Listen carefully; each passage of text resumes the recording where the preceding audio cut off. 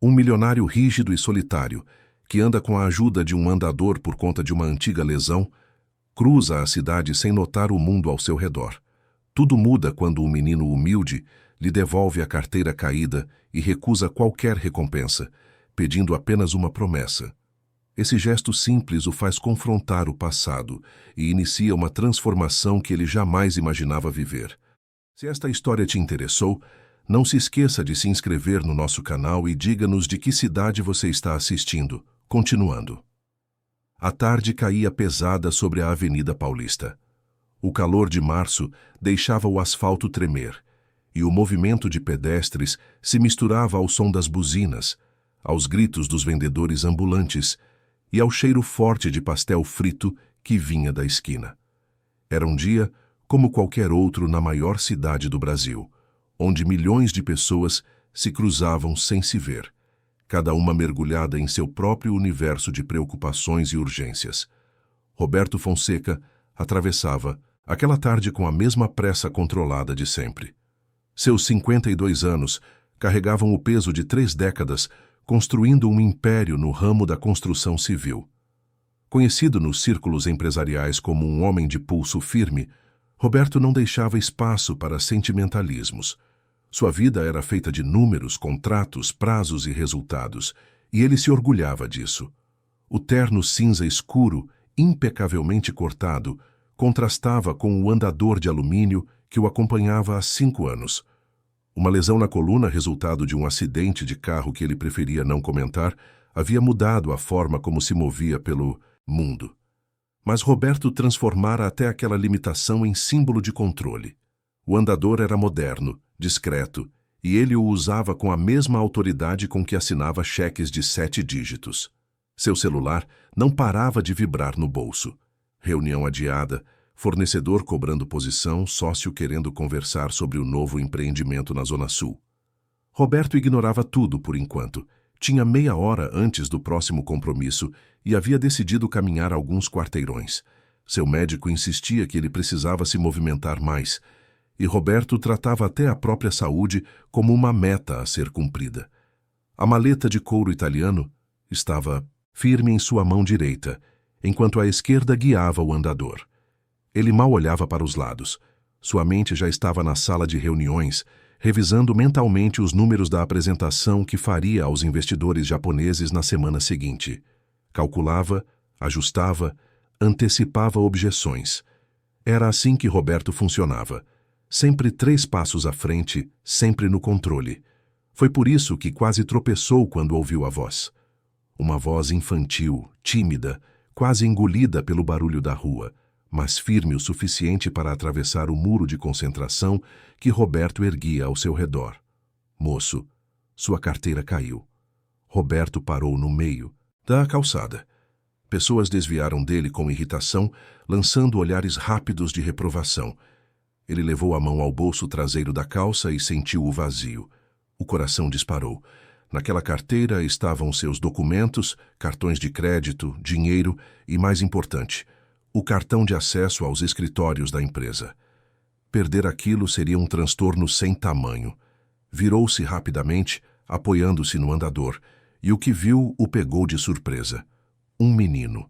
Não devia ter mais de 10 anos. Franzino, com a pele escurecida pelo sol, cabelos despenteados e roupas que claramente não eram do seu tamanho. A camiseta azul desbotada pendia, larga sobre os ombros magros, e a bermuda estava amarrada na cintura com um pedaço de corda. Ele estava descalço, os pés pequenos marcados pela sujeira da rua. Mas o que mais chamou a atenção de Roberto foi o gesto. O menino segurava a carteira com as 2 mãos, estendendo-a como se fosse um objeto precioso. Seus olhos escuros fixavam-se no chão, numa mistura de timidez e respeito.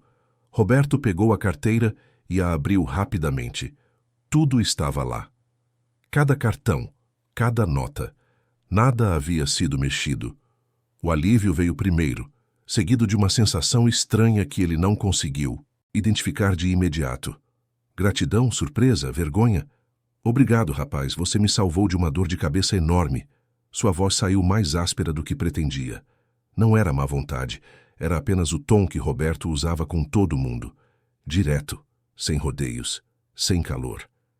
Ele enfiou a mão no bolso e puxou uma nota de R$ 50. Estendeu para o garoto. Toma, é para você.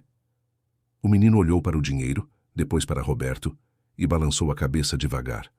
Não, obrigado. A resposta foi tão inesperada que Roberto ficou com a mão estendida no ar sem saber o que fazer. Em seu mundo, tudo tinha um preço. Tudo podia ser negociado, comprado, resolvido com dinheiro. A recusa daquele garoto desarrumou algo dentro dele. Como assim não? Você me ajudou. É justo que eu te recompense. O menino continuou olhando para o chão, mas suas palavras saíram claras. Não era meu. A carteira é do senhor. Eu só devolvi. Roberto sentiu um incômodo crescendo. Não era raiva. Era algo mais profundo, mais incômodo. Ele guardou a nota e tentou outra abordagem. Então me diz o que você quer, alguma coisa que eu possa fazer por você. O menino levantou os olhos pela primeira vez, e naquele olhar Roberto viu algo que o fez esquecer por um instante onde estava. Não era súplica, não era manipulação. Era uma seriedade pura, quase adulta, vinda de uma criança que não devia pesar mais de 30 quilos. Promete que quando vir outro menino precisando, ajuda ele também, igual eu ajudei o senhor hoje? As palavras caíram no peito de Roberto como pedras jogadas em um lago parado.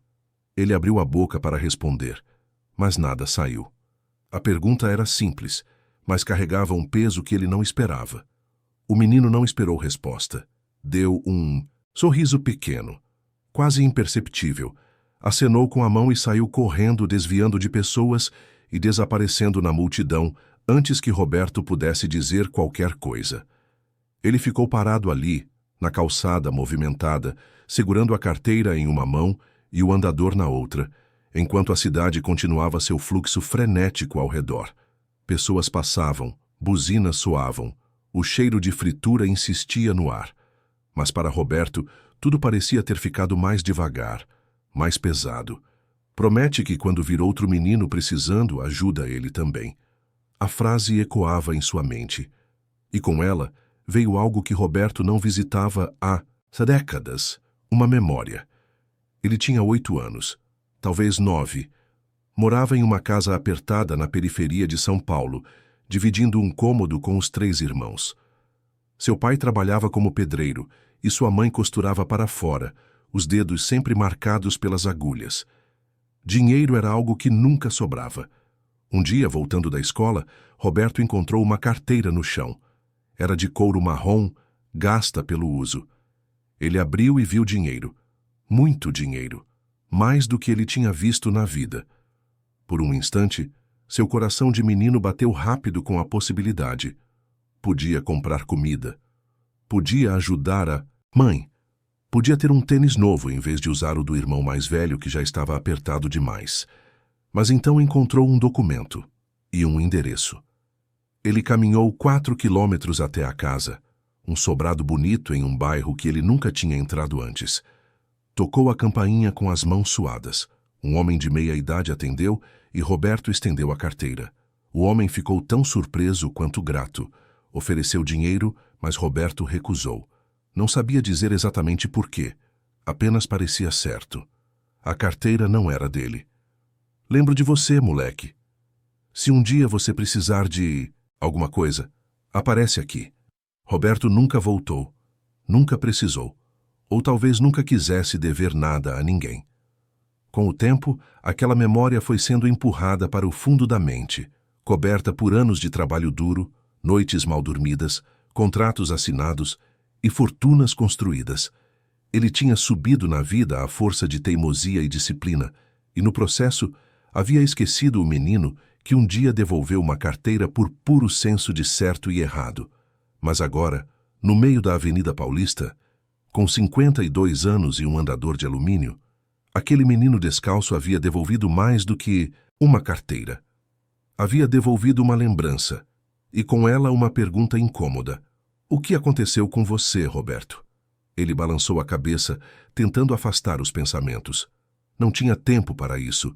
Guardou a carteira no bolso, verificou o relógio e retomou a caminhada. A reunião de almoço com os sócios estava marcada para dali a 15 minutos. Não podia se atrasar. Mas ao longo do almoço, enquanto discutiam margens de lucro e estratégias de expansão, Roberto se pegou distraído. A voz do sócio principal, Henrique, soava distante, como se viesse de outro lugar. Roberto, você está me ouvindo? Ele piscou e voltou à realidade. Desculpa, Henrique, o que você estava dizendo? Henrique franziu a testa. Eu estava falando sobre o novo projeto na Vila Madalena. Você está bem?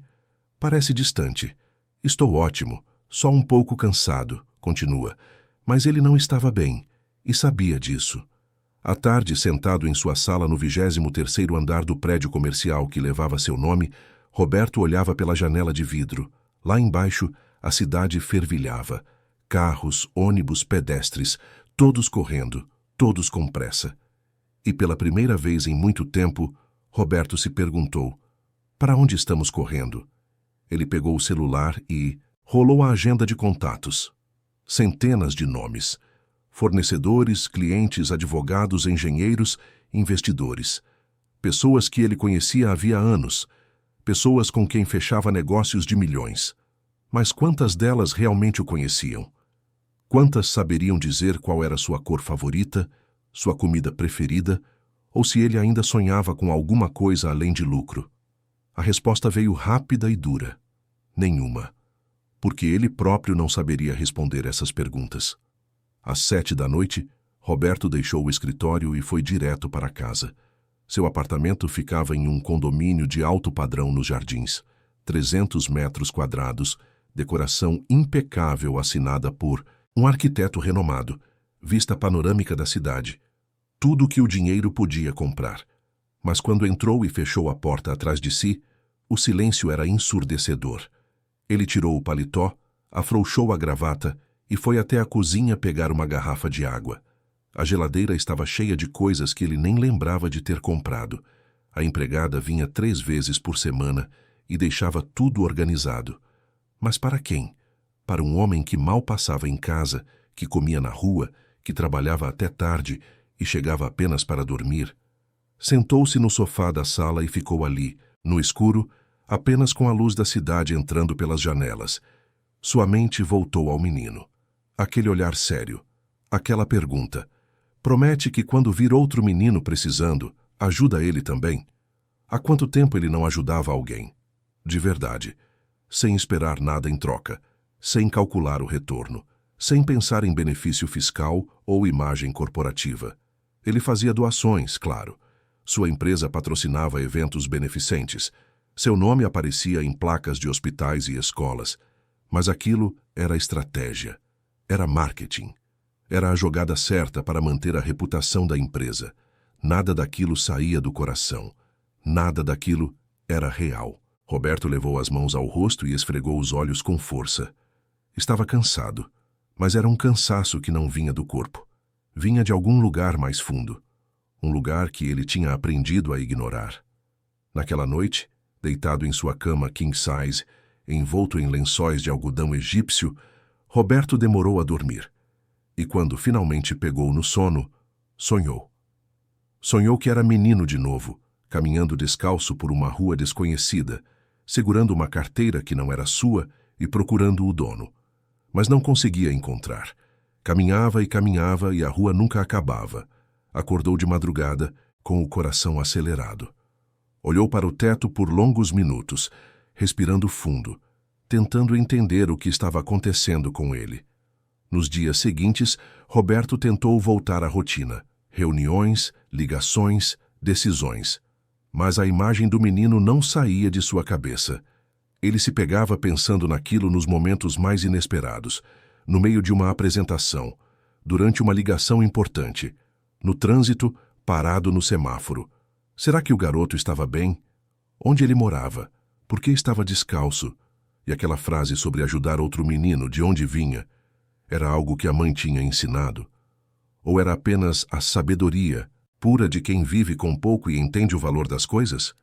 Roberto tentou conversar com Henrique sobre o assunto durante um café. Um menino me devolveu minha carteira esses dias. Henrique levantou as sobrancelhas. Sério? Sorte a sua. A maioria teria ficado com o dinheiro. Pois é, mas o interessante é que ele não quis recompensa. Apenas me pediu para ajudar outro menino no futuro. Henrique deu uma risada. Que fofo! Você deu o dinheiro para ele mesmo assim? Não. Ele saiu correndo antes que eu pudesse insistir. Henrique balançou a cabeça, já perdendo o interesse. Bom, pelo menos, você não perdeu nada. Esses garotos de rua são espertos, viu? Tem que tomar cuidado. A frase irritou Roberto. Garotos de rua, como se fossem uma categoria à parte, como se fossem menos que pessoas. Ele não era de rua, era um menino. Só isso. Henrique deu de ombros. Tanto faz. O importante é que você está com seus documentos de volta. Roberto não respondeu. Percebeu que não adiantava. Henrique nunca entenderia. Não porque fosse má pessoa, mas porque vivia no mesmo mundo que Roberto vivera por décadas. Um mundo onde tudo era transação, onde tudo tinha preço, onde sentimentos eram inconvenientes que atrapalhavam os negócios. Foi na quinta-feira, 5 dias depois do encontro, que Roberto tomou uma decisão.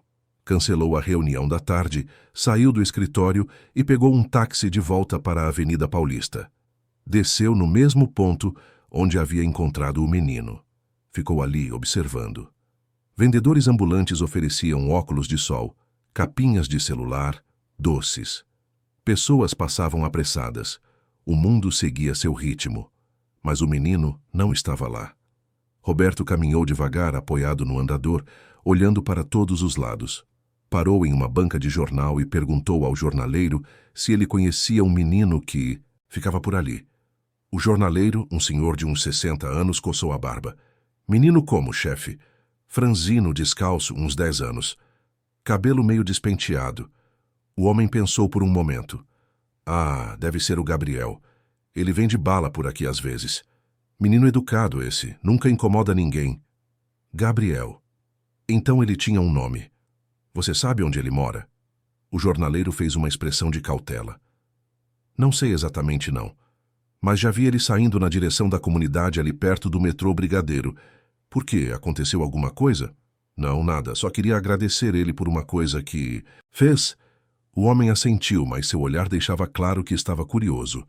Roberto não deu mais explicações. Agradeceu e seguiu caminhando. Passou pela mesma calçada onde tinha deixado a carteira cair. Passou pela lanchonete onde às vezes comprava café. Passou pela loja de roupas finas onde tinha conta aberta. E em cada esquina via coisas que nunca tinha prestado atenção antes. Uma mulher vendendo brigadeiros em uma banquinha improvisada. Um rapaz tocando violão com o estojo aberto no chão. Uma senhora idosa sentada em um banquinho, oferecendo panos de prato bordados. Gente vivendo. Gente lutando.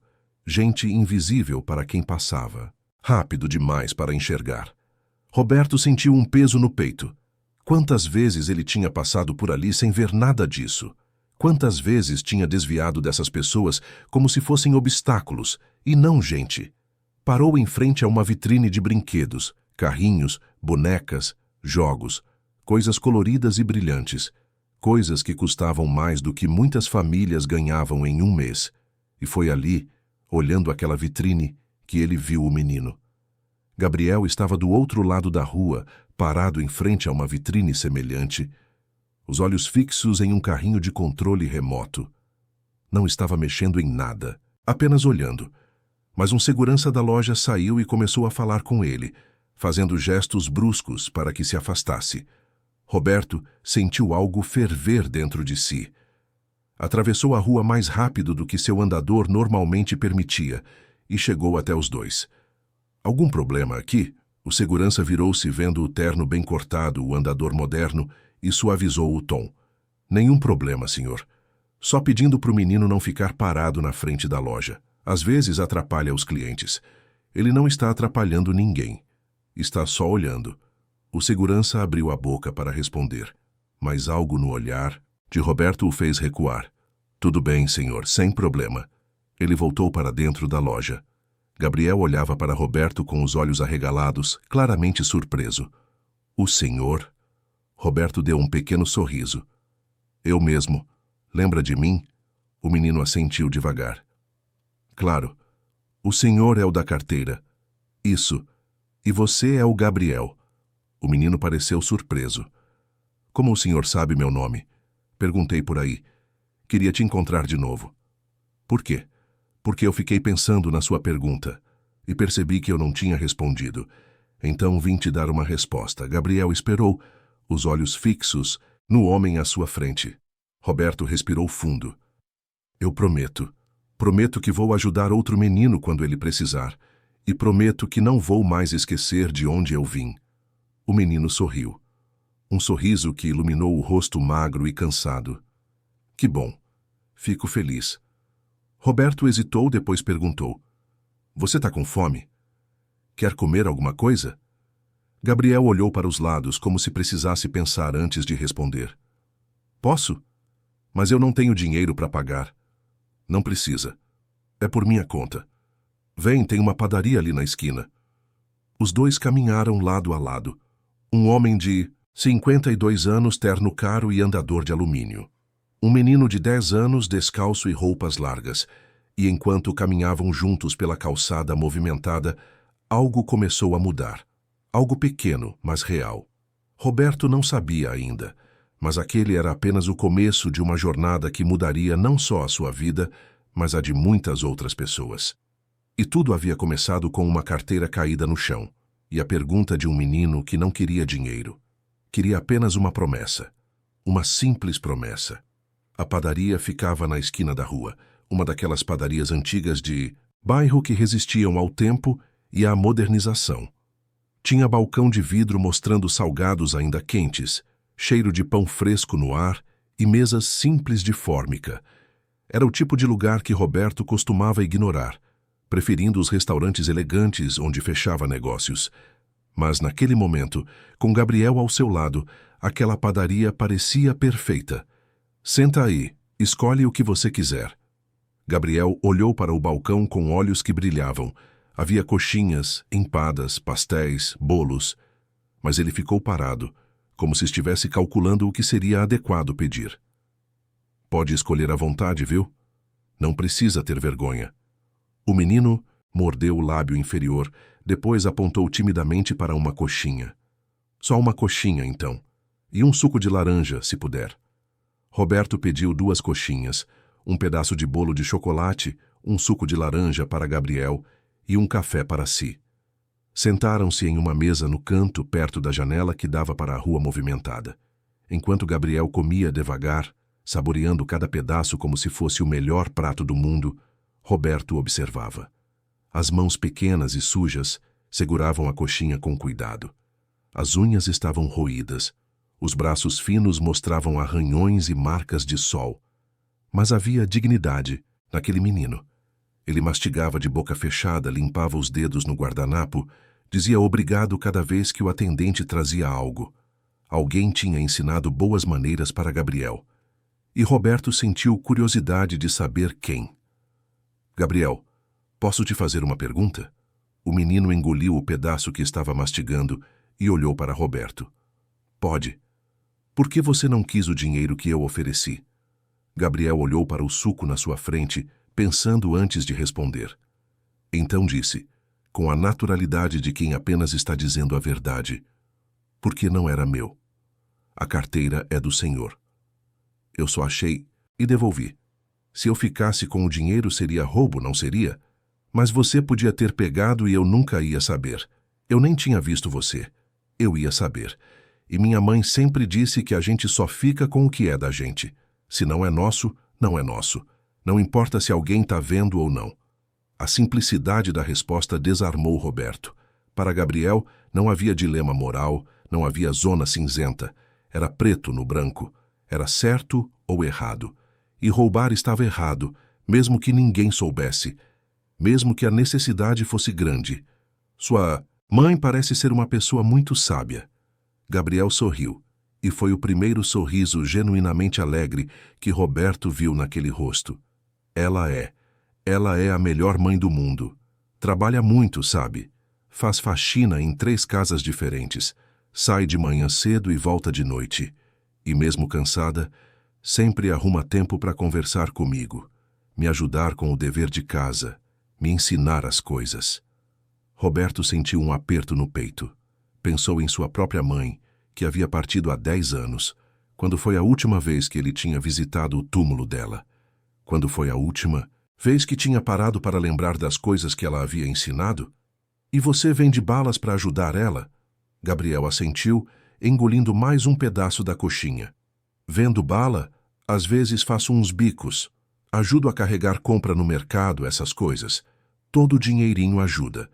Minha mãe está precisando comprar remédio e é caro. Remédio para quê? O menino hesitou e Roberto percebeu que tinha tocado em algo delicado. Desculpa, você não precisa responder se não quiser. Não, tudo bem. É que ela não gosta que eu fico contando dos problemas dela para os outros. Ela diz que a gente tem que resolver as coisas sozinhos. Mas o senhor parece legal. Ela tem problema na coluna, de tanto carregar peso. Dói muito, principalmente de noite. O médico do posto deu uma receita, mas o remédio é caro. A gente está juntando devagar. Roberto sentiu algo se partir dentro dele.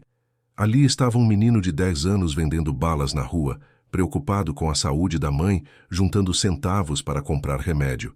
E ele, Roberto Fonseca, tinha uma fortuna nos bancos, 3 carros na garagem e um apartamento onde morava sozinho.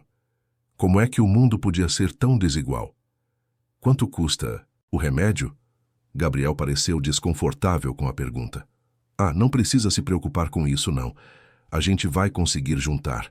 Só vai demorar um pouquinho mais. Eu quero ajudar. Deixe eu comprar o remédio para sua mãe. Gabriel balançou a cabeça com firmeza e Roberto viu naquele gesto a mesma teimosia que tinha visto quando ofereceu dinheiro pela carteira. Não posso aceitar. Minha mãe vai ficar brava. Ela não gosta de aceitar ajuda de estranho. Diz que a gente tem nosso orgulho. Mas eu não sou mais estranho. A gente está aqui tomando lanche juntos. Gabriel deu uma risadinha. É verdade. Mas mesmo assim, a gente se vira.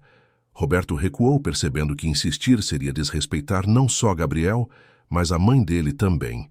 Havia algo naquela dignidade que ele precisava respeitar. Mas não desistiu da ideia de ajudar. Apenas mudou a estratégia. Tá bom. Mas me deixa conhecer sua mãe, então.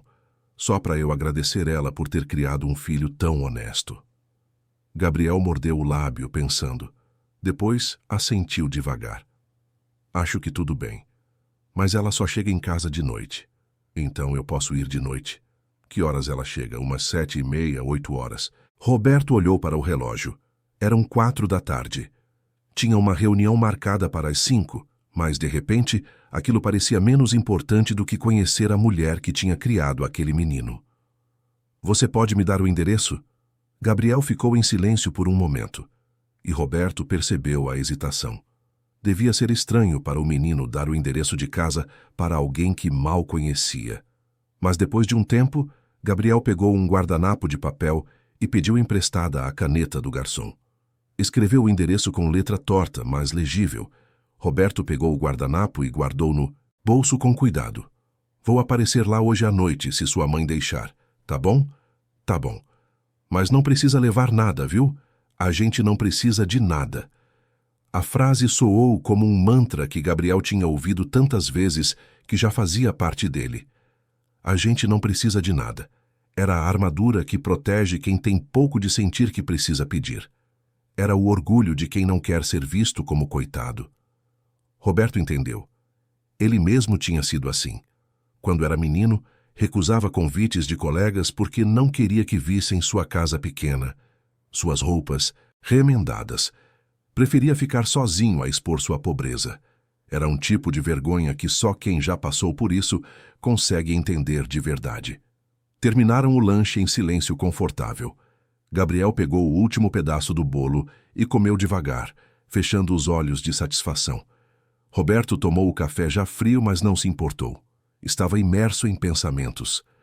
Quando se levantaram para sair, Roberto pagou a conta e deixou uma gorjeta generosa. Na saída, Gabriel estendeu a mão. Obrigado pelo lanche, senhor. Foi muito bom. Roberto apertou a mão pequena do menino, sentindo a aspereza das calosidades nas palmas. Por nada. E não precisa me chamar de senhor. Pode me chamar de Roberto. Tá bom, seu Roberto. Os dois sorriram. Roberto percebeu que aquele era o começo de algo.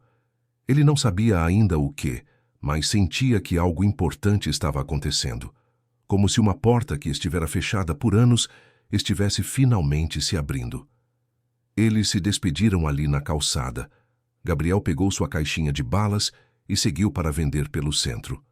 Roberto ficou observando a figura franzina se afastar, desviando de pessoas com habilidade, até desaparecer na multidão.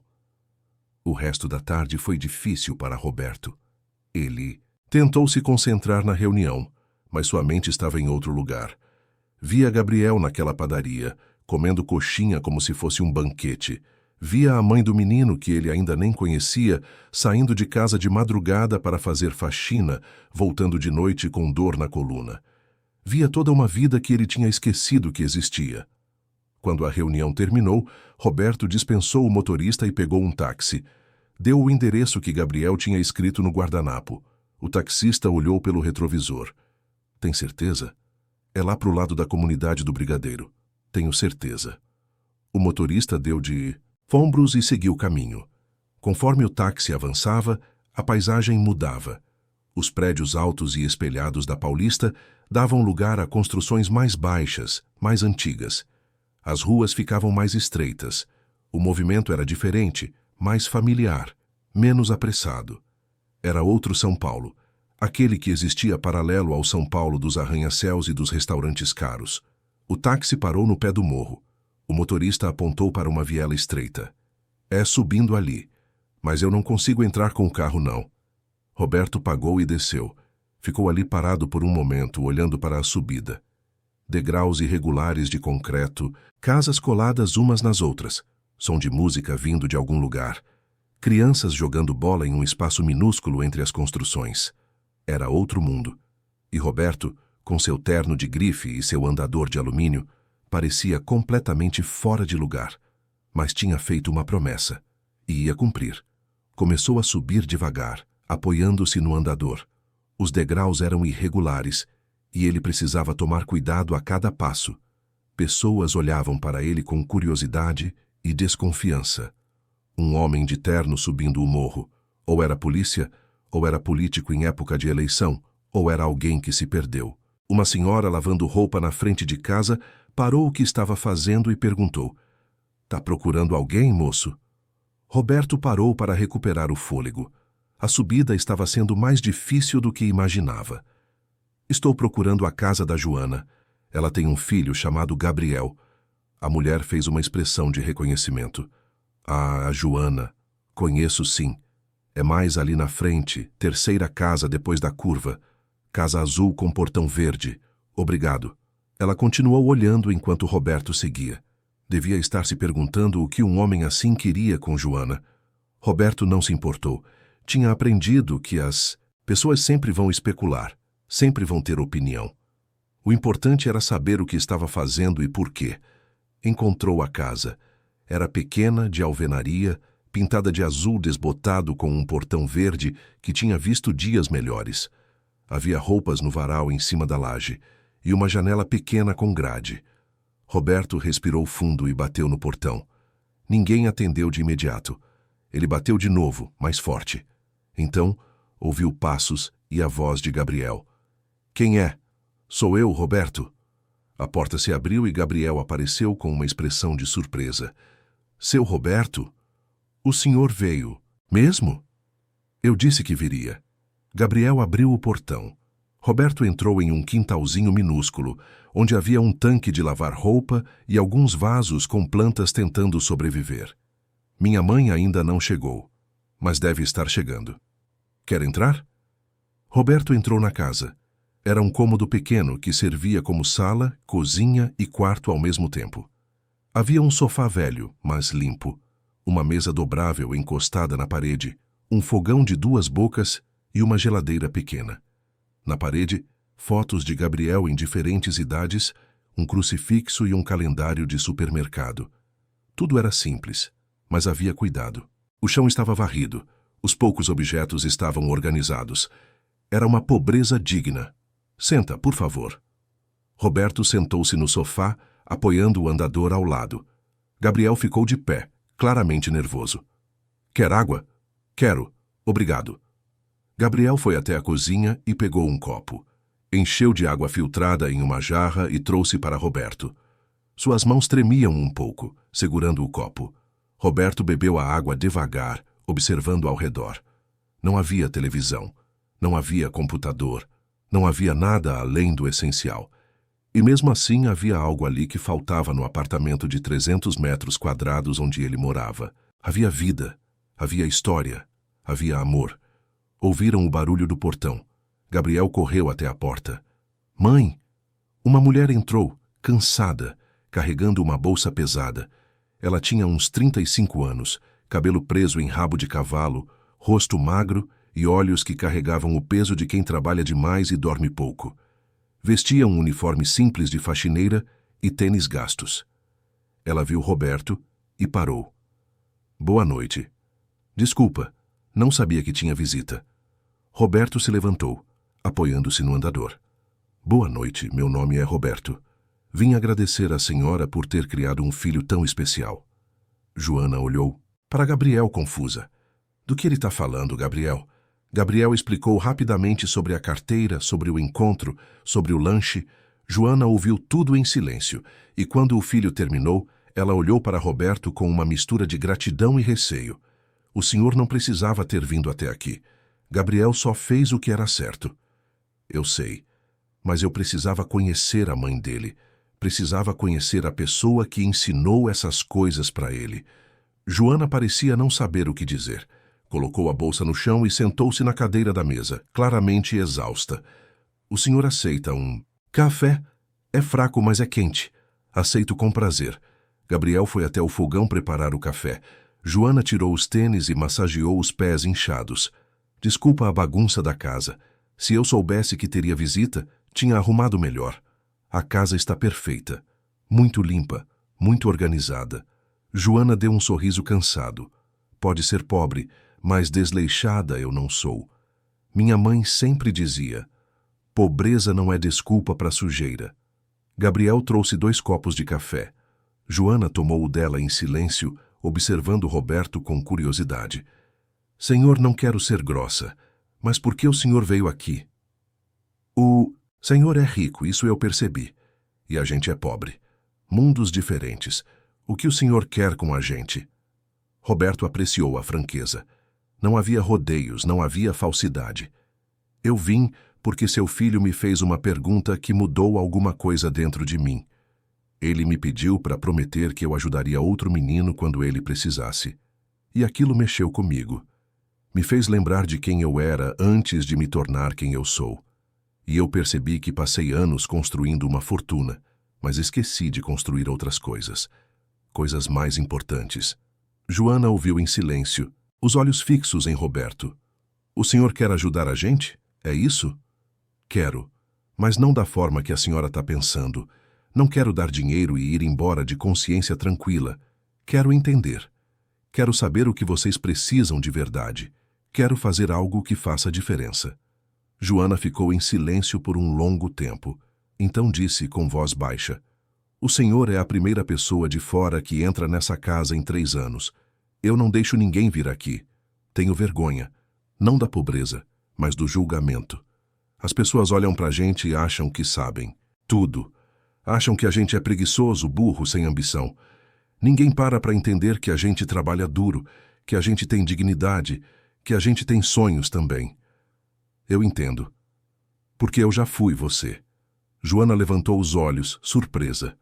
Como assim? Roberto contou. Contou sobre a infância na periferia, o pai pedreiro, a mãe costureira, os irmãos dividindo um cômodo. Contou sobre ter devolvido uma carteira quando era menino. Contou sobre ter subido na vida à força de trabalho duro e teimosia. E contou como, no processo, tinha esquecido de onde vinha. Joana ouviu tudo sem interromper. Quando Roberto terminou, ela tinha lágrimas nos olhos. Então o senhor sabe.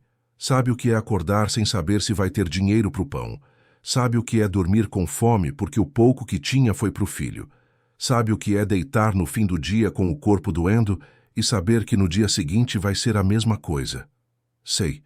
E também sei que dá para sair disso. Eu saí. E quero ajudar outras pessoas a saírem também. Joana limpou as lágrimas com as costas da mão. O senhor é diferente dos outros. Geralmente, quando alguém rico vem aqui, vem querendo aparecer, tirar foto, fazer propaganda. Não tá nem aí com a gente de verdade. Mas o senhor veio sozinho, subiu o morro, sentou na minha casa, conversou comigo de igual para igual. Isso eu respeito. Roberto sentiu algo se mexer dentro dele. Não era pena, era algo mais profundo. Era conexão. Era a humanidade reconhecendo humanidade. Eles conversaram por mais de 1 hora. Joana contou sobre as dificuldades de criar um filho sozinha, sobre o pai de Gabriel que tinha ido embora quando o menino nasceu, sobre os bicos, os empregos, a dor, na coluna, os sonhos que teve e os que teve que abandonar. Roberto ouviu tudo, sem pressa, sem julgamento. Quando finalmente se levantou para ir embora, já eram quase 10 da noite. Dona Joana, posso voltar aqui outras vezes? Joana hesitou, depois assentiu. Pode. Mas não quero que o senhor ache que vai resolver nossos problemas com dinheiro. A gente não quer ser projeto social de ninguém. Não é isso. Eu só quero aprender. Aprender com vocês. E quem sabe junto a gente consegue fazer alguma coisa boa. Joana deu um sorriso pequeno, mas genuíno. Então volte. Mas da próxima vez avisa antes. Assim eu preparo um café melhor. Roberto sorriu também. Despediu-se de Gabriel com um aperto de mão e de Joana com um aceno. Desceu o morro devagar, os degraus iluminados apenas por postes fracos e pela lua que surgia no céu. E enquanto descia, Roberto sentia que estava subindo, subindo de verdade, porque pela primeira vez em décadas estava conectado com algo real, algo verdadeiro, e essa conexão valia mais do que todos os contratos que tinha assinado em sua vida. As semanas seguintes foram diferentes de tudo que Roberto tinha vivido nos últimos 30 anos. Pela primeira vez, ele não estava focado apenas em lucro, em expansão, em conquistas materiais. Estava focado em pessoas. E descobriu que entender pessoas era muito mais complexo do que entender números. Voltou à casa de Joana várias vezes, sempre avisando antes, sempre respeitoso. Levava pão quentinho da padaria, às vezes um bolo, mas nada exagerado. Tinha aprendido que gestos grandes podiam constranger, podiam criar uma distância que ele estava tentando diminuir, não aumentar. Conversava com Joana sobre a vida na comunidade, sobre os problemas que as pessoas enfrentavam. Ela era franca, sem romantizar a pobreza nem dramatizar demais. Contava sobre a falta de opções para as crianças, sobre a violência que às vezes chegava perto, sobre as mães que precisavam deixar os filhos sozinhos para trabalhar porque não tinham com quem deixar. Contava sobre os sonhos que as crianças tinham e sobre como esses sonhos iam morrendo conforme cresciam e viam que o mundo não tinha espaço para eles. Roberto ouvia, anotava, pensava. Não queria chegar como Salvador, impondo soluções vindas de fora. Queria entender de dentro. E para isso, precisava estar presente. Começou a frequentar a comunidade não só para visitar Joana e Gabriel, mas para conhecer outras famílias. A princípio, as pessoas eram desconfiadas. Um homem de terno com andador fazendo perguntas. O que ele queria? Era de alguma ONG? Do governo? De alguma igreja? Mas aos poucos, conforme voltava, conforme conversava sem pressa, conforme realmente escutava, a desconfiança foi dando lugar a uma aceitação cautelosa. Conheceu seu Antônio, um senhor de 70 anos que morava ali desde que a comunidade tinha começado, 40 anos atrás. Ele contava histórias dos primeiros barracos de madeira, de como tudo tinha crescido, de como as pessoas tinham se ajudado mutuamente para construir aquele lugar. Conheceu Dona Maria, que cuidava de 4 netos porque a filha tinha ido trabalhar em outra cidade. Ela fazia doces para vender e com aquele dinheirinho comprava cadernos e lápis para as crianças. Conheceu Rodrigo, um jovem de 20 anos que tinha talento para desenho, mas nunca tinha tido acesso a materiais decentes ou a alguém que pudesse ensinar técnicas adequadas. Trabalhava como entregador de aplicativo e desenhava nas horas vagas em qualquer papel que conseguisse. Conheceu Fernanda, mãe solteira de 2 meninos que trabalhava em 2 empregos e ainda assim mal conseguia pagar o aluguel do barraco onde moravam. Cada história era única. Cada pessoa tinha sua própria luta, seus próprios sonhos, suas próprias forças e fragilidades. E Roberto foi percebendo que o problema não era falta de vontade, não era preguiça, não era falta de ambição. O problema era falta de oportunidade, falta de estrutura, falta de alguém que acreditasse naquelas pessoas. Uma noite, sentado na casa de Joana tomando o café fraco, mas quente, Roberto fez uma pergunta. Se você pudesse mudar uma coisa aqui na comunidade, o que seria? Joana pensou por um tempo mexendo a colher no café. Acho que seria ter um lugar para as crianças, um lugar onde elas pudessem ficar depois da escola, onde pudessem fazer lição de casa, brincar, aprender coisas novas. Tem muita criança que fica na rua porque a mãe está trabalhando. E a rua ensina coisas que não devia ensinar. Roberto anotou mentalmente. Perguntou para outras pessoas. A resposta era parecida. As crianças precisavam de um espaço seguro, estruturado, onde pudessem ser crianças sem os perigos da rua. Foi então que a ideia começou a tomar forma. Um centro comunitário. Não uma obra grandiosa de caridade, mas um espaço construído junto com a comunidade, pensado para as necessidades reais das pessoas que viviam ali. Roberto chamou Henrique, seu sócio, para uma conversa. Eles se encontraram no escritório e Roberto expôs a ideia. Henrique ouviu com uma expressão que oscilava entre surpresa e preocupação. Você quer investir quanto nisso? Não sei ainda. Depende do projeto. Mas estou pensando em algo em torno de 500 mil. Henrique quase cuspiu o café. 500 mil reais? Roberto, isso é dinheiro de verdade. Você já pensou direito nisso? Já. E sei que não vai dar retorno financeiro. Mas vai dar outro tipo de retorno. Que tipo? O tipo que faz a gente dormir em paz. Henrique suspirou, recostando-se na cadeira. Olha, é seu dinheiro, você faz o que quiser. Mas não vem me pedir depois para a empresa bancar isso, tá? Isso é projeto pessoal seu, não nosso. Eu sei. E não vou pedir nada para a empresa. É meu dinheiro, minha decisão, minha responsabilidade. Henrique balançou a cabeça, mas não insistiu. Roberto percebeu que o sócio achava aquilo uma fase, algo que ia passar, mas sabia que não era. Aquilo tinha mudado algo fundamental dentro dele. Contratou um arquiteto, mas não um dos grandes nomes. Procurou alguém que tivesse experiência com projetos sociais, alguém que entendesse que não era sobre fazer algo bonito para a revista, mas sobre fazer algo funcional para pessoas reais. Encontrou Marcela, uma arquiteta de 30 e poucos anos que trabalhava com comunidades havia 10 anos. Ela tinha um escritório pequeno, mas um portfólio cheio de projetos que faziam diferença.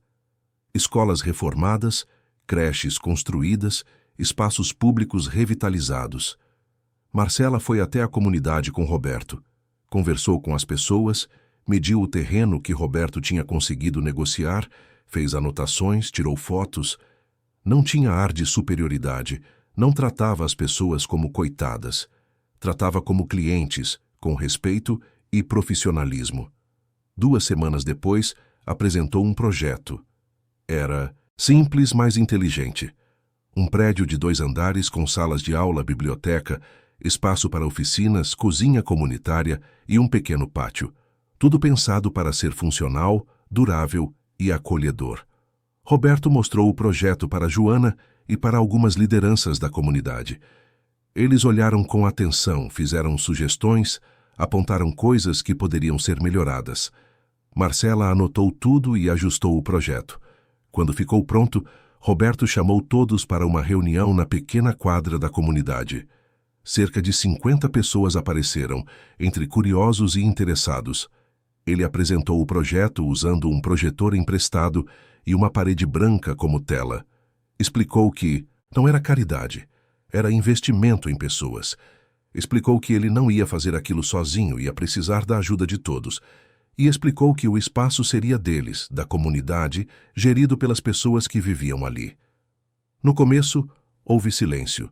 Depois, perguntas. Algumas desconfiadas, outras esperançosas. Roberto respondeu todas com paciência. Por que o senhor está fazendo isso? Qual é a pegadinha? Não tem pegadinha. Estou fazendo porque um menino me fez lembrar de quem eu era antes de me perder no caminho.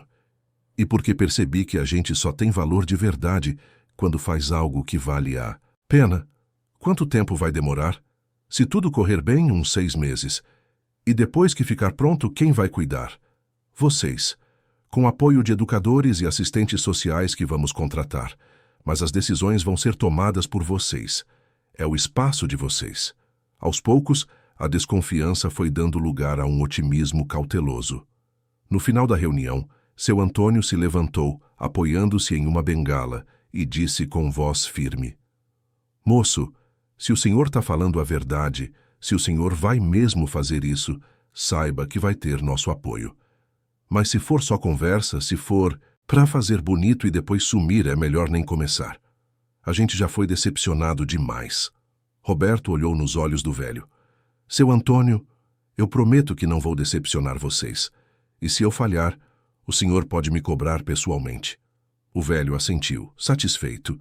A reunião terminou com um clima de esperança no ar. A construção começou em abril. Roberto acompanhou cada etapa. Não ficava só no escritório mandando e-mails e aprovando relatórios.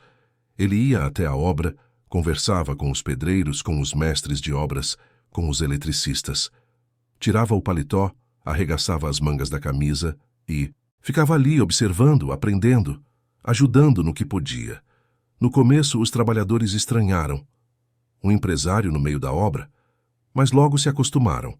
Roberto tratava todos com respeito, lembrava os nomes, perguntava sobre as famílias.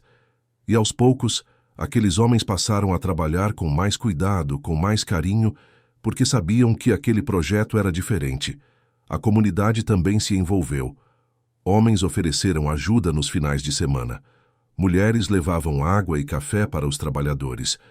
Crianças ficavam olhando, curiosas, imaginando como seria aquele lugar quando ficasse pronto. Gabriel estava sempre por perto.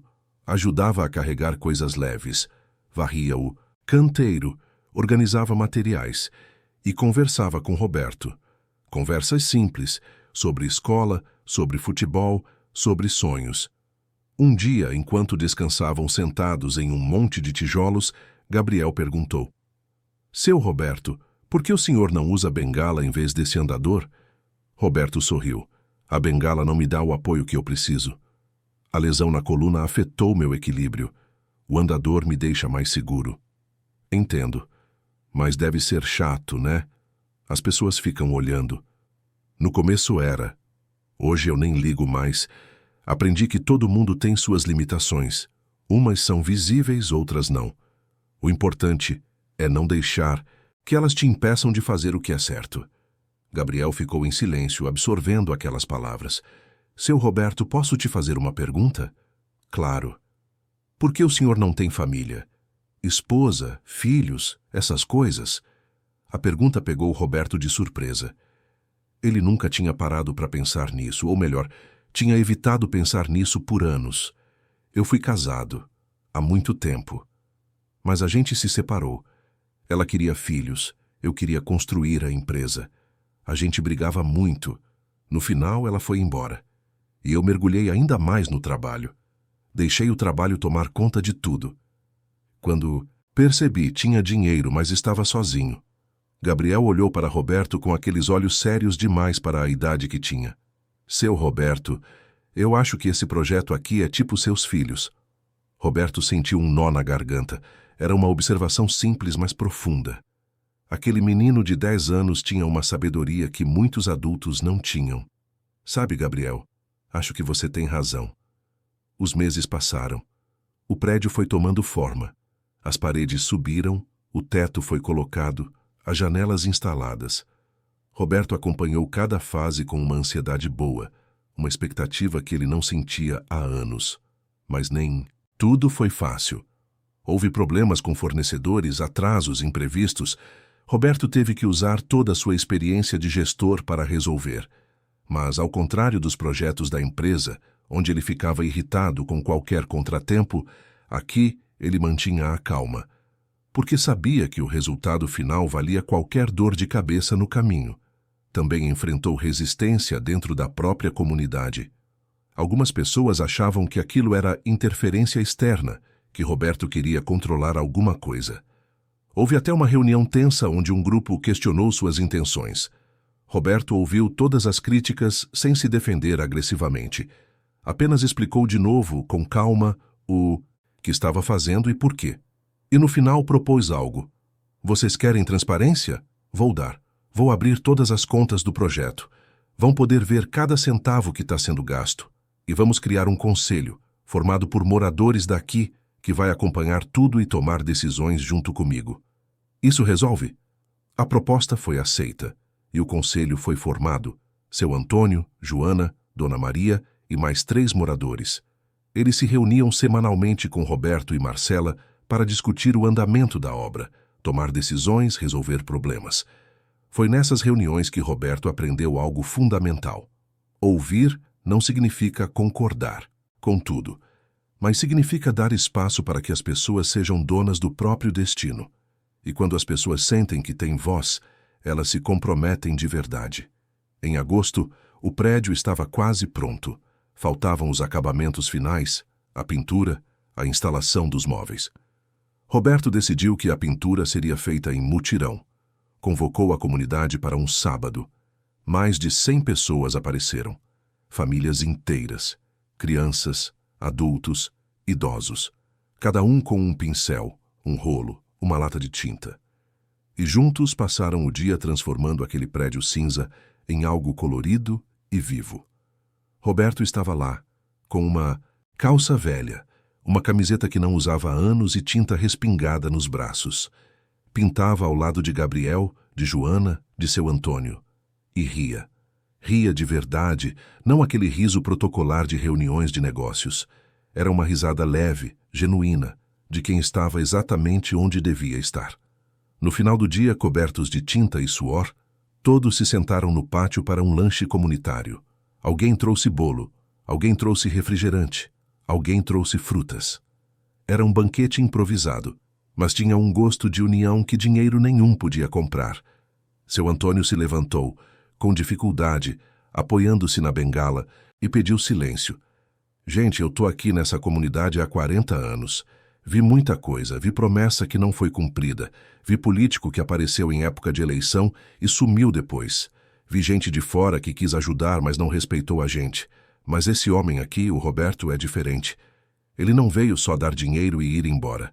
Ele veio, subiu o morro, conversou com a gente, ouviu a gente, trabalhou com a gente. E por isso, eu quero agradecer. Em nome de todos nós, obrigado, Roberto. Um aplauso sincero ecoou pelo pátio.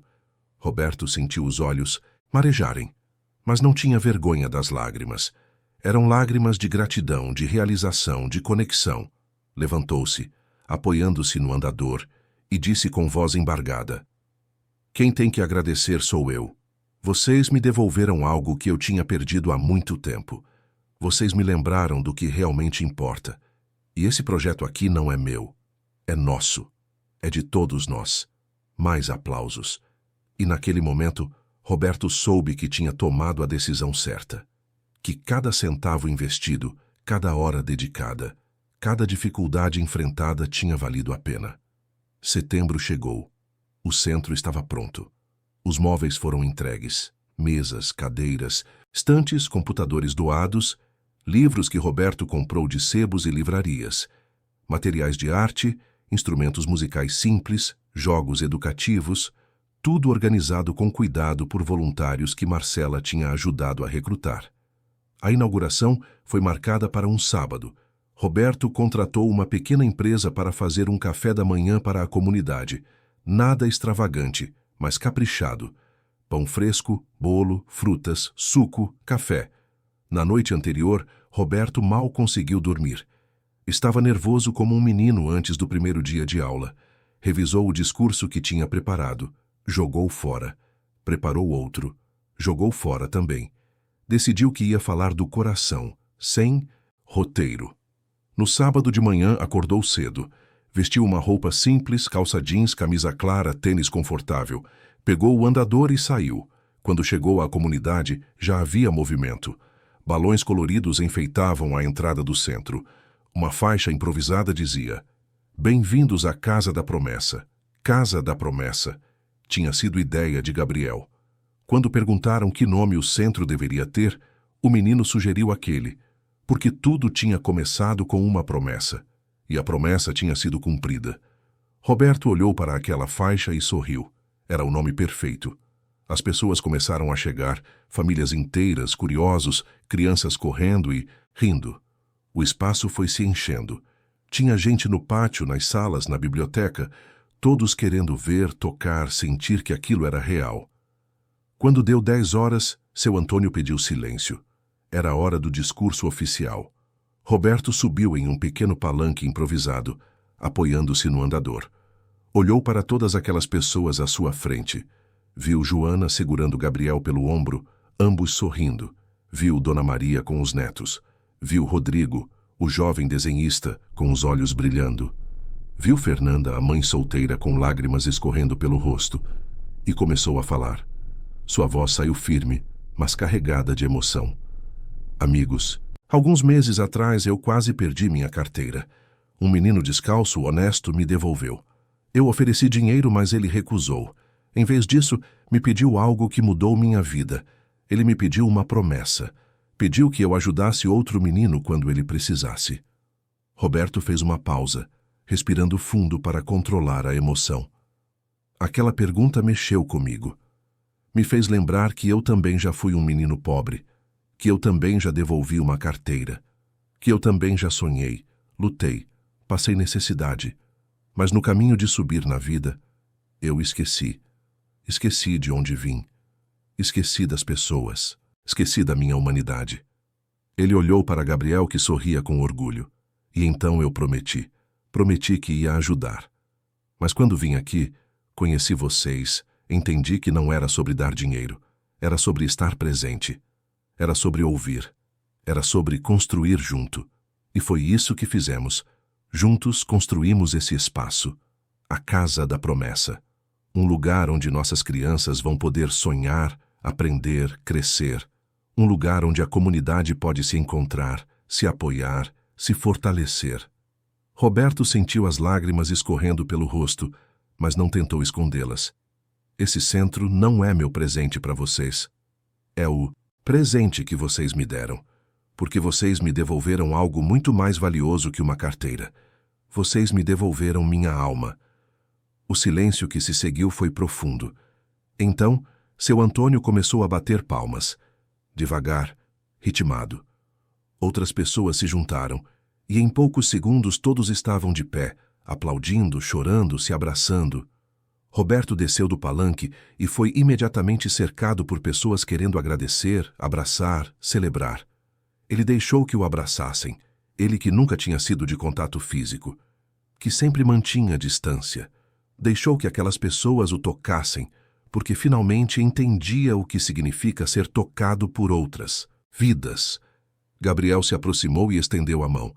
Roberto a pegou e puxou o menino para um abraço. Obrigado, Gabriel. Por tudo. O menino respondeu, com voz abafada contra o peito de Roberto. Obrigado, seu Roberto, por lembrar. Eles se soltaram e olharam juntos para o centro. As portas abertas. As crianças entrando, os adultos explorando cada canto. Era vida, era esperança, era futuro. E Roberto soube, com absoluta certeza, que aquele era o momento mais importante de toda a sua vida. Mais importante que qualquer contrato assinado, que qualquer negócio fechado, que qualquer zero a mais na conta bancária. Porque pela primeira vez em décadas ele tinha feito algo que realmente importava, algo que ia durar, algo que ia tocar vidas, algo que começou com uma promessa e se transformou em realidade. Uma realidade construída com esforço, dedicação, respeito e amor. E tudo porque um menino, em uma tarde qualquer, devolveu uma carteira e pediu algo tão simples, mas tão profundo, que o mundo fosse um pouco melhor, uma pessoa de cada vez. A Casa da Promessa ganhou vida de uma forma que nem mesmo Roberto tinha imaginado. Nos primeiros dias após a inauguração, ele ficou por ali, observando como as pessoas interagiam com o espaço. Crianças corriam pelos corredores com uma alegria contagiante, descobrindo a biblioteca, os computadores, a sala de arte.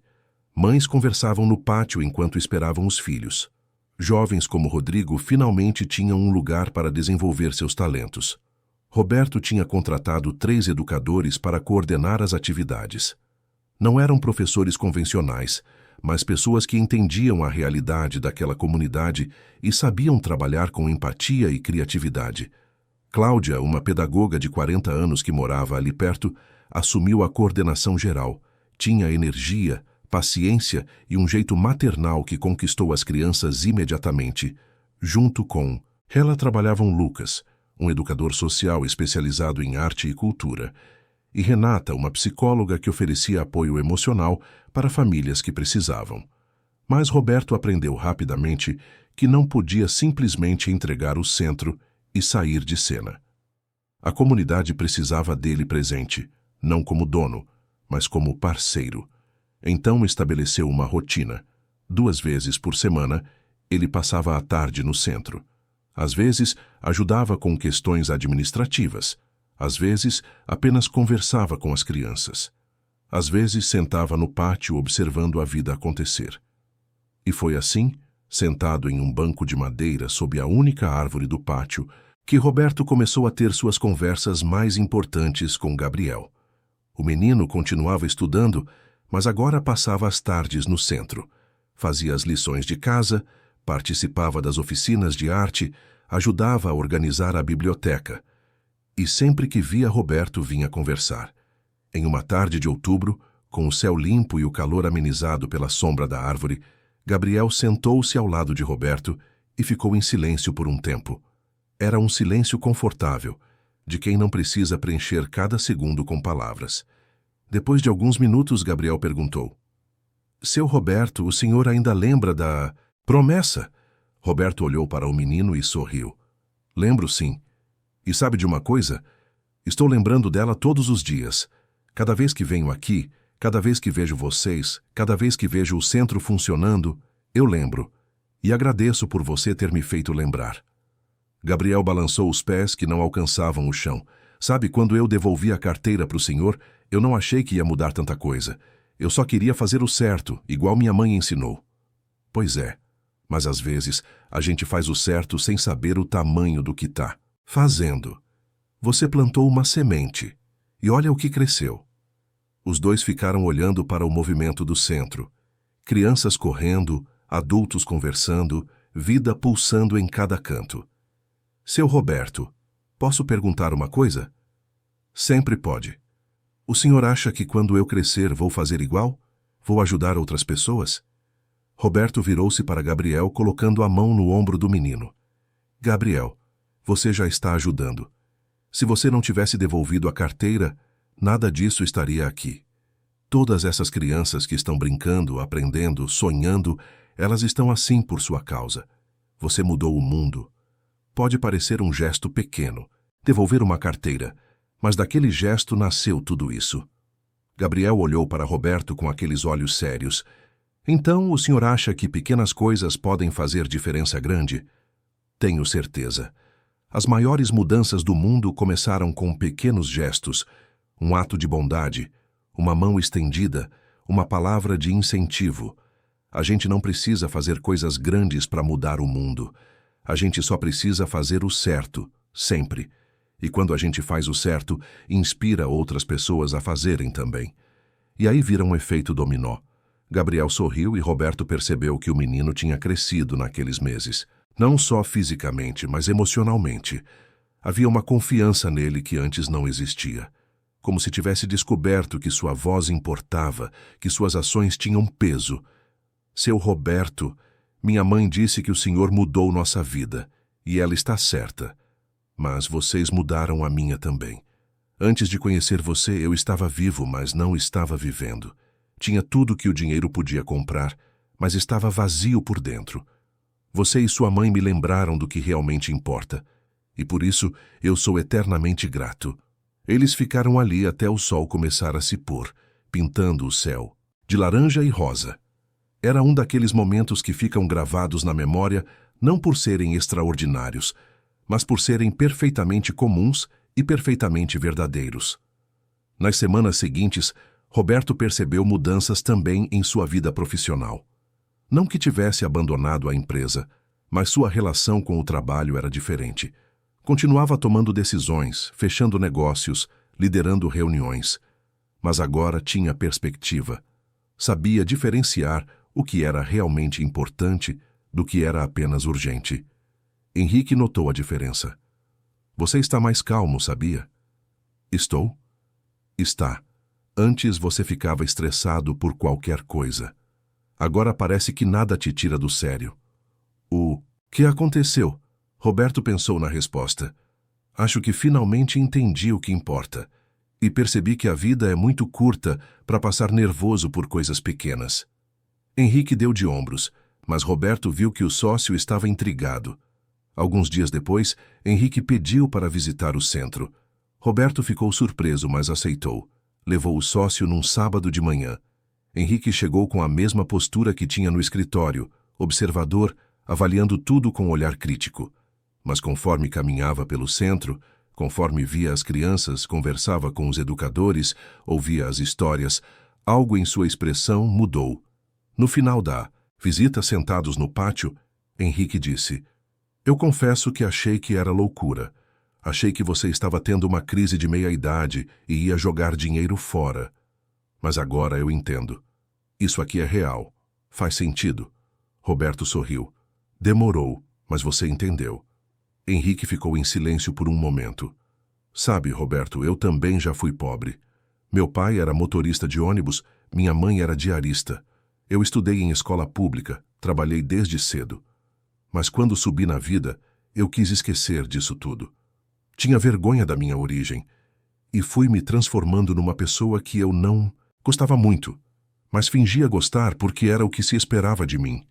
Era a primeira vez em 20 anos de parceria que Henrique se abria daquela forma. Roberto ouviu em silêncio. Ver você fazer isso aqui me fez pensar. Será que eu também não posso fazer algo assim? Não precisa ser tão grande, mas algo que faça diferença. Roberto colocou a mão no ombro do amigo. Pode sim. E se quiser ajuda para começar, estou aqui. Naquele dia, Roberto entendeu que a transformação que tinha começado nele estava se espalhando. Como ondas em um lago quando se joga uma pedra, o impacto inicial é pequeno, mas as ondas vão se expandindo, alcançando lugares que a pedra nunca alcançaria sozinha. Novembro chegou trazendo chuvas fortes. A Casa da Promessa se tornou ainda mais importante, servindo como abrigo para crianças que antes ficariam na rua nos dias chuvosos. Cláudia, a coordenadora, organizou atividades especiais para os dias de chuva. Cinema com filmes educativos, oficinas de culinária, rodas de conversa. Roberto acompanhava tudo de perto, mas não interferia a menos que fosse necessário. Tinha aprendido que liderança verdadeira é dar espaço para que as pessoas cresçam, não fazer tudo por elas. Um dia Joana procurou Roberto. Eles se sentaram na sala administrativa do centro e ela parecia nervosa. Roberto, eu preciso te contar uma coisa. Ele ficou atento, preocupado. Pode falar. Eu recebi uma proposta de emprego. É numa empresa de limpeza, mas não para limpar. É para supervisionar as equipes. Ganharia mais, teria carteira assinada, benefícios. Mas é longe daqui, teria que sair mais cedo e voltar mais tarde. E eu fico preocupada com o Gabriel.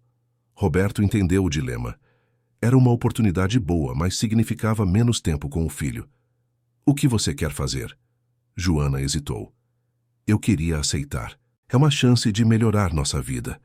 Mas tenho medo de deixar o Gabriel muito sozinho. E se ele passasse as tardes aqui no centro? A Cláudia pode ficar de olho nele. Ele pode fazer as lições aqui, participar das atividades. À noite, quando você chegar, ele estará em casa te esperando. Joana pensou na proposta. Você acha que daria certo? Tenho certeza. E sabe por quê? Porque aqui ele não vai estar sozinho. Vai estar com pessoas que se importam com ele. E porque você merece essa oportunidade. Você trabalhou duro a vida inteira. Chegou a hora de colher os frutos. Lágrimas escorreram pelo rosto de Joana. Roberto, Eu não sei como agradecer tudo o que você fez por nós. Você não precisa agradecer. Você e o Gabriel me deram muito mais do que eu dei para vocês. Me deram um propósito. Me deram uma razão para acordar todos os dias e saber que estou fazendo algo que importa. Joana aceitou o emprego. E conforme os meses passaram, sua vida começou a mudar. Com o salário melhor, conseguiu se mudar para uma casa maior, ainda na comunidade, mas com 2 cômodos. Gabriel ganhou seu próprio quarto pela primeira vez na vida. Ela conseguiu comprar móveis novos, uma televisão, até um computador para o filho estudar. Mas o mais importante, conseguiu cuidar melhor da saúde. A dor na coluna foi tratada adequadamente, com fisioterapia e remédios. E pela primeira vez em anos, Joana conseguiu dormir sem dor.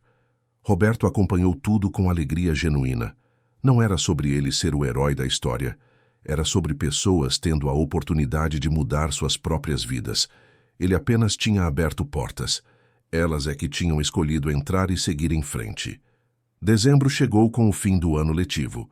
O centro organizou uma festa de encerramento, com apresentação das crianças, exposição dos trabalhos de arte, distribuição de certificados para quem tinha participado das oficinas. Roberto foi convidado para fazer um discurso. Desta vez, estava menos nervoso. Já conhecia aquelas pessoas. Já tinha uma relação construída com elas. Não eram mais estranhos. Eram amigos. Eram família. Subiu ao palco improvisado e olhou para a plateia. Crianças sentadas no chão, pais em pé nas laterais, educadores ao fundo. E no meio de todos Gabriel e Joana sorrindo. Quando eu inaugurei este centro, há alguns meses, falei sobre uma promessa. Uma promessa que um menino me fez fazer. E hoje eu quero falar sobre promessas cumpridas. Ele fez uma pausa buscando as palavras certas. Eu prometi que ia ajudar. E cumpri. Mas vocês também prometeram. Prometeram que iam cuidar deste espaço, que iam participar, que iam fazer dele algo especial. E olha o que conseguiram. Este centro está vivo, tem alma, tem história, tem futuro. E isso é graças a cada um de vocês. Aplausos surgiram espontaneamente. Roberto esperou o silêncio voltar. Este ano que passou foi o mais importante da minha vida. Não pelos negócios que fechei, não pelo dinheiro que ganhei, mas pelas pessoas que conheci, pelas histórias que ouvi, pelas vidas que toquei e que me tocaram. Vocês me ensinaram que a verdadeira riqueza não está em conta bancária, está em conexão, em comunidade, em amor. Ele olhou diretamente para Gabriel. Um menino me ensinou que pequenos gestos podem mudar o mundo, e ele estava certo. Devolver uma carteira parece pouco, mas daquele gesto nasceu este centro. Nasceram amizades, oportunidades, sonhos, nasceu esperança. E esperança é a coisa mais valiosa que existe. Roberto sentiu a voz embargada, mas continuou. Então eu quero agradecer. Agradecer por me deixarem fazer parte da comunidade de vocês. Agradecer por me ensinarem o que realmente importa. E agradecer por me darem a chance de cumprir uma promessa que mudou minha vida. O silêncio foi quebrado por um aplauso estrondoso. Pessoas se levantaram. Algumas choravam. Outras sorriam. Era um momento de celebração, mas também de reconhecimento. Reconhecimento de que juntos eles tinham construído algo bonito e verdadeiro. Depois da festa, quando todos já tinham ido embora e o centro estava quieto, Roberto ficou no pátio. A noite estava clara, com estrelas brilhando no céu. Ele sentou-se no banco sob a árvore, o mesmo banco onde tinha tantas conversas com Gabriel, e foi ali que o menino o encontrou. Tinha voltado porque tinha esquecido sua mochila. Seu Roberto, pensei que já tinha ido embora. Estava só aproveitando o silêncio. Vem, senta aqui comigo. Gabriel sentou-se, balançando os pés como sempre fazia. Foi uma festa bonita, né? Foi. E sabe por quê? Porque foi feita com o coração.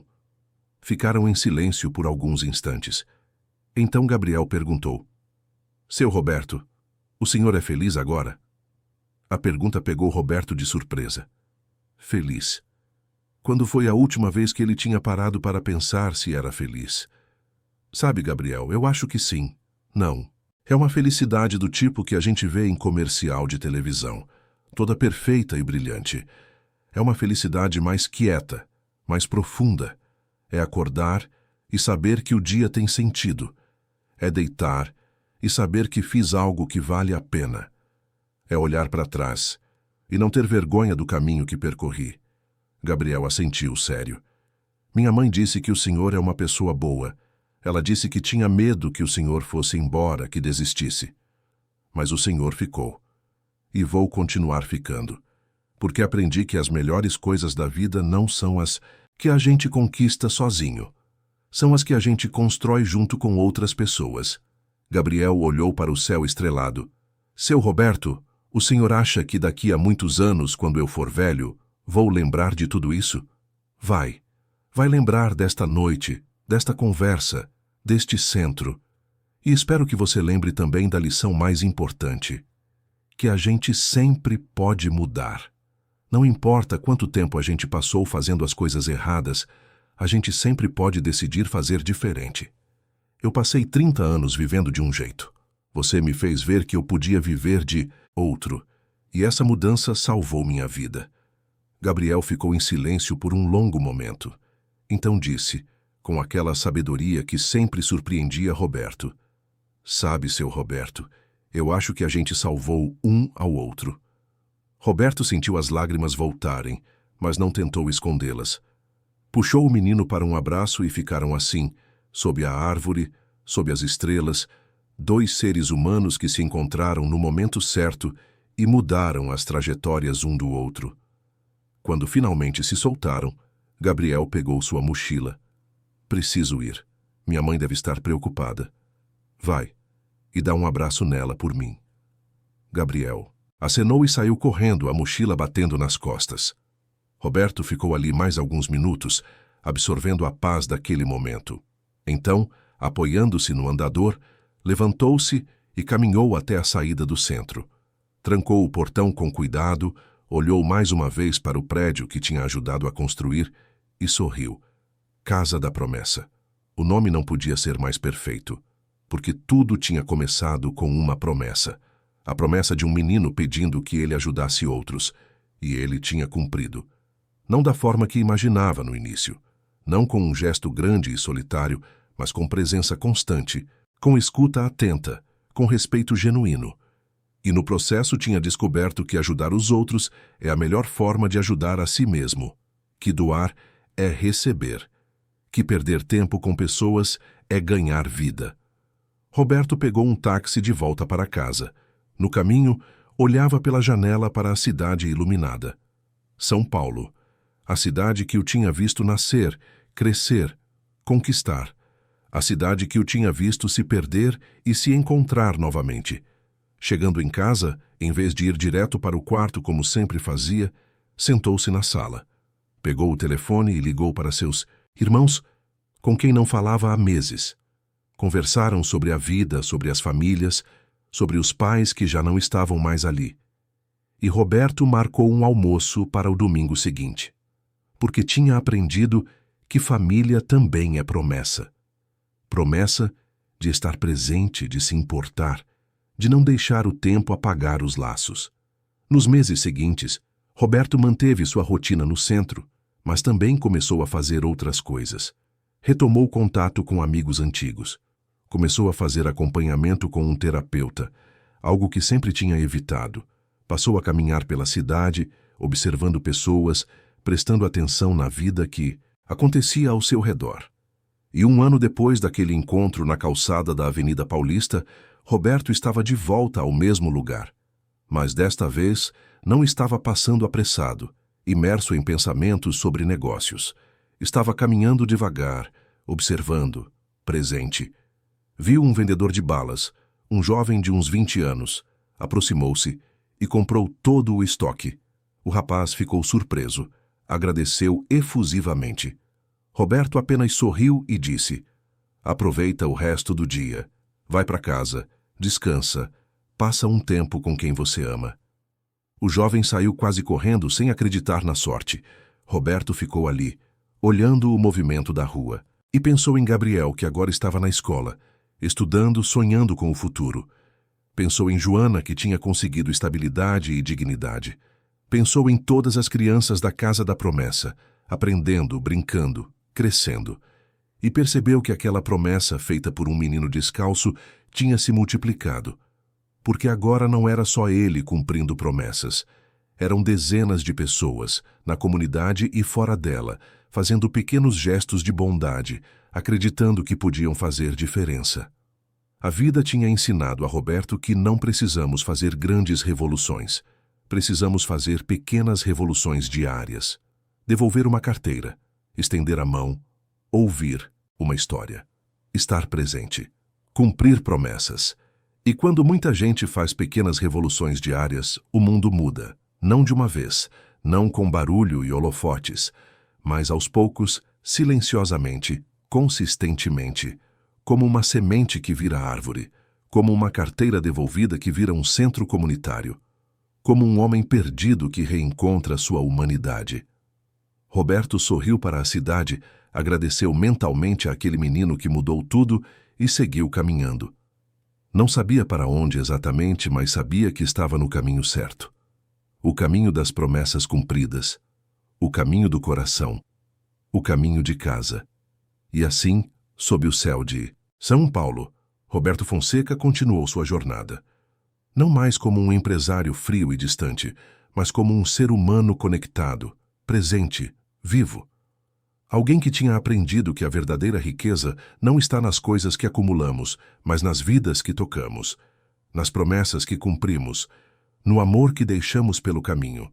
Porque no final das contas, somos feitos de pequenos gestos, de promessas mantidas, de mãos estendidas, de corações abertos. E quando entendemos isso, quando vivemos isso, a vida ganha um sentido que nenhum dinheiro pode comprar. Um sentido que nos faz acordar todos os dias com gratidão e deitar todas as noites em paz. E tudo começa quando um menino descalço devolve uma carteira e pede algo simples, mas revolucionário: que a bondade não morra, que ela se multiplique, que ela seja uma promessa cumprida, hoje e sempre. Fim da história. Queridos ouvintes, esperamos que a história de Roberto Fonseca e do menino Gabriel tenha tocado profundamente o seu coração. Se você se emocionou com essa jornada de transformação, com a força das promessas cumpridas e o poder dos pequenos gestos, deixe seu like, inscreva-se no canal e conte nos comentários qual momento mais te marcou. O que você faria se estivesse no lugar de Roberto? Qual promessa você faria para tornar o mundo um lugar melhor? Todos os dias trazemos histórias intensas e verdadeiras como essa, que revelam o lado mais profundo e bonito da alma humana. Histórias que nos lembram que nunca é tarde para mudar, para se reconectar com nossa essência, para cumprir as promessas que realmente importam. Te esperamos no próximo episódio, com mais emoção, mais drama e mais lições de vida. Até breve.